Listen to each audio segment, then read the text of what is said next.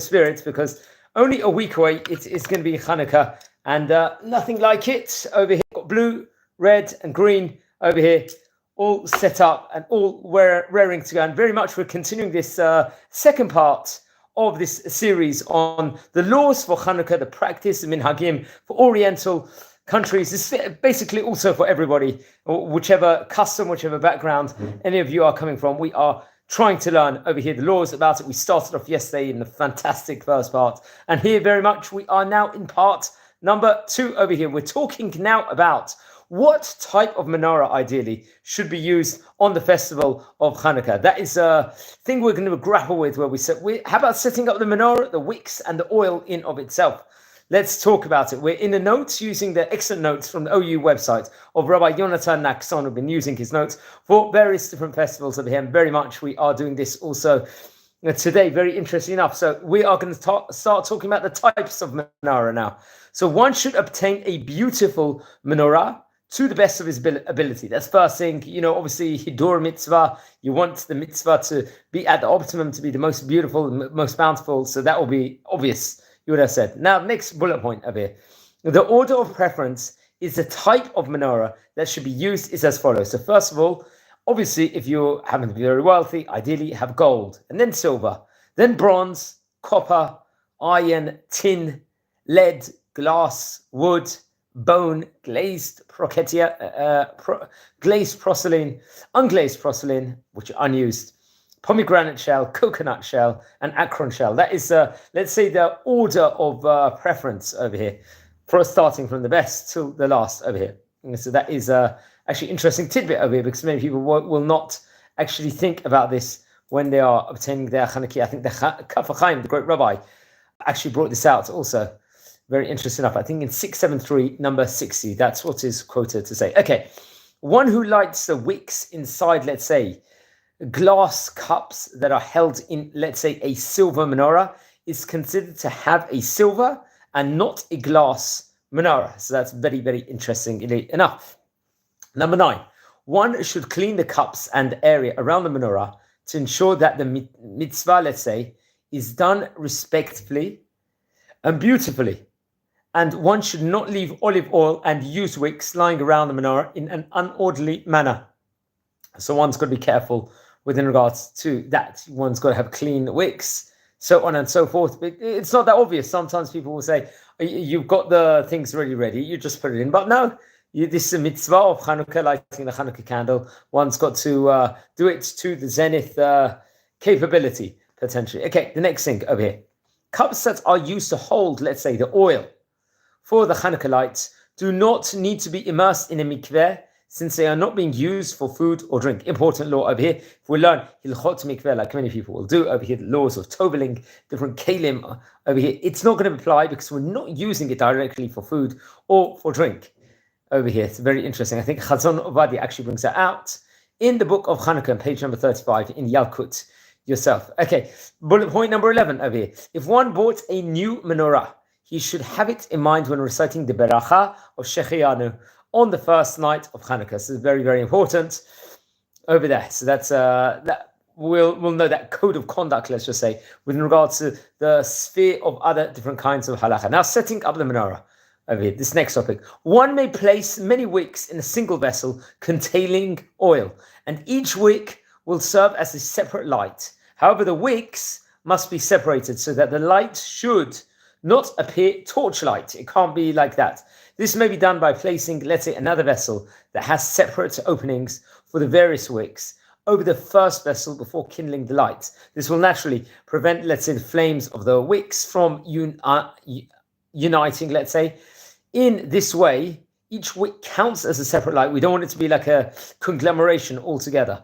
The wicks may also be separated by either a partition or a space the width of a thumb over here. That's naturally 2 centimeters over here. Very interesting enough. Now, who brings that down? That source, I think the Mishnah Berurah in 671, number 16, will bring that down. Kaf Chaim also, respectively, will bring that down in his laws. Okay, number 13. It's preferable for the candles to be placed in a straight row without having some candles towards the front and others towards the back. Okay, next point. Preferably, one should not place candles on a regular surface. Rather, they should be placed inside a menorah or another vessel over here, which is very interesting enough. That I think the Chazon Ovadia once again will bring that down in page 34 in the Hilchot Chanukah. Some people have the custom to place water in the cups of the menorah and then fill the rest with oil. So that's, I think some people will have that on Shabbat also, if I'm not mistaken.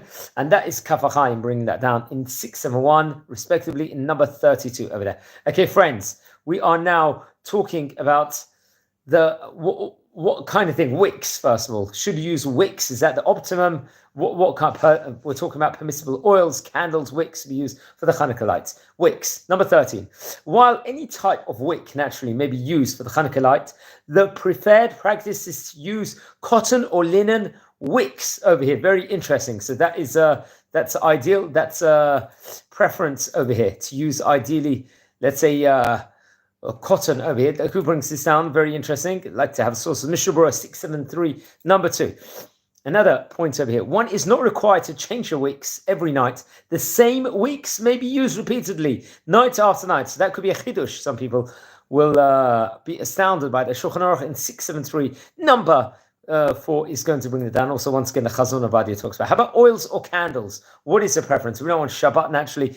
Preferably to do it on olive oil or on oil, to use oil in of itself, just like the Jewish people rise to the top. The oil rises to the top when it's mixed. Okay, 25. It is ideal to use olive oil, though one may use any type of oil or candle for the candle light. So that is naturally allowed. If olive oil, let's say, is unavailable in some locales, it might not be, one should use another oil that produces clear and pure light. If this is not possible, wax candles may be used since their flames, let's say, are similar to oil flames in of itself. Now, next one, preferably all of one's candles and wicks should be the same size and look the same. Okay, so it's got to be uniform and the same structure. If one has enough olive oil for one candle, he should light the candle that is for that night with the olive oil and the rest of the candles with a different oil. If one does not have any other oil, then one can use wax candles for the rest of the candles, naturally. So then, if you've only got one enough for that, then you can now go outside of this, let's say, order in and of itself and change your structure. One should preferably not light partly with wax candles and partly with oil. So it's got to be all or nothing if it's a single one, seemingly enough. If one already set up his menorah with wax candles, but did not yet light, and then he finds oil and wicks, he should replace the candles with the oil. So it just shows how important the mitzvah is, ideally to do it with olive oil over here, how important. And I think the Chazon Ovadia brings it down once again in Hilchot Chanukah in page number 80 of the Yalkut Yosef, respectively. Okay, so that's very interesting. It is better to use congealed oil than wax candles, since once it is lit, it turns into regular oil. So naturally, that will be the code of conduct over there. Wicks that are glazed in a thin wax coating may be used when kindling an oil menorah, and it is not considered as if one lit with wax. Over here, very interesting. Number 33. Although, let's say, oils and candles do not need certification to be used for Hanukkah, certain oils and candles may not be used, let's say, if they are prohibited because of basar b'chalav. Naturally, there's the laws of basar b'chalav, which many of you know about, meeting milk together. They are orla, the topic of orla, where this is obviously talking about when there's no oils available. They are tevel, it's a problem. They contain kedushat shvi'it. They are stolen oil, that's another problem. Oil that has a bad smell when it is burning. And let's just say, hypothetically, a mouse was found in the oil. So that could be another case scenario over here where where that's going to be problematic. Okay, bullet point number 34. One does not need to perform a formal kinyan when using oil from someone else, and it suffices to just have permission to use someone else's oil to light one's menorah. That's very interesting. Number 35, he brings here. Oil that was left, let's say, under someone's bed over here. We talked about that in one of the Daf Yomi clips about leaving stuff under one's bed. I think that was in actually Bava Batra, page number 59. We spoke about something like this. So if it's found under someone's bed, it should preferably not be used over here. However, one may use such oil if he either cannot obtain other oil or cannot afford to buy new oil. That's interesting. Number 36. While one is not obligated to use edible oil, according to some opinions, it's praiseworthy to do so. So, according to some opinions over here, it's better to do so, I would assume. Just using that lashon, what Rav Yonatan over here is saying. I think Yalkut Yosef is going to bring that down in page 319 of Hanukah and the Tshuvot Rishon LeZion in number 78, and there's various other places that will bring down that specific tidbit. Now, electric lights over here. Many people want to fulfill the mitzvah of Hanukah. They might not have candles. They might not be proficient. Not everyone is so knowledgeable. One may not use electric or gas lights to fulfill the mitzvah of Hanukah lights, period. Over here, seemingly so. This is number 69. I think Chazon Ovadia, once again, will bring this down. And in the Yabiyah Omer, if one has an electric light, he may light it without a beracha, a blessing. This is especially relevant when traveling by plane or car, or if one is in a hospital. So one might not have access to lights all the time. Let's try and do a few more halachot, and we'll wrap it up for today. Placement of the menorah. First of all, what's the height of the menorah? Many people will ask over here. I was studying with my son only a few hours ago, the Hilchot Sukkah from in Perek Aleph with regards to the size of Sukkah. Now we're talking about the height of the menorah. One should place a menorah lower than 10 tefachim, about naturally 80 centimeters, but higher than 3 tefachim, about 24 centimeters from the ground. According to Kabbalah, one should preferably place a menorah higher than 7 tefachim, naturally 56 centimeters.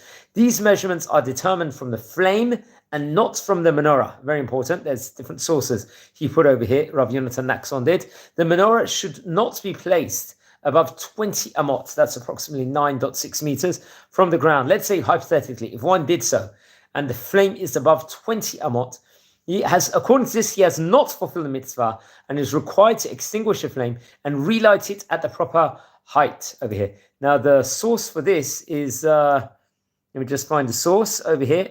Number 75, Shulchan Aruch and the Ramah, naturally in 671, number 6.